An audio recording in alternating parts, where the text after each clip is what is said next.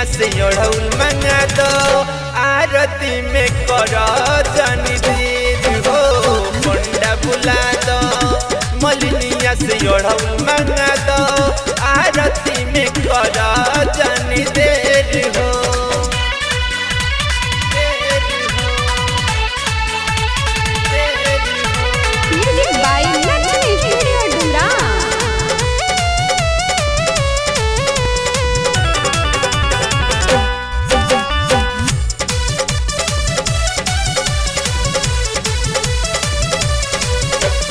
थाकल पियासल हो रात भक जागल मैया अवतारी ऊपर से जाके मालिन बोलावा हो पनिया पियावस चुड़ावस मयरिया के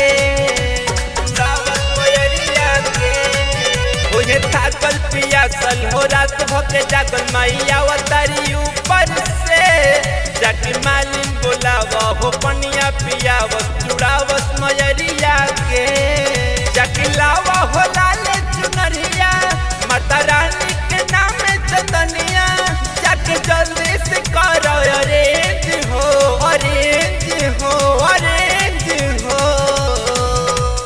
रोड़िया मंगा दो कपूर और नारियल मंगा दो आरती में करो जनी देर हो। रोड़िया मंगा दो कपूर और नारियल मंगा दो आरती में करो जनी देर हो।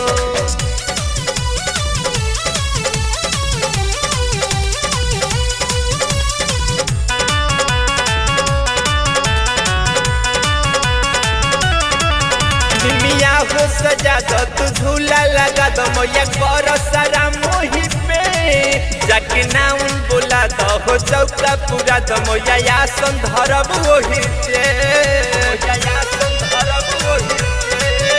मिया हो सजा दो तू झूला लगा दो मैया करो सारा मोहि पे जाके नाउन बोला दो हो चौका पूरा दो मैया आसन धरब वही से।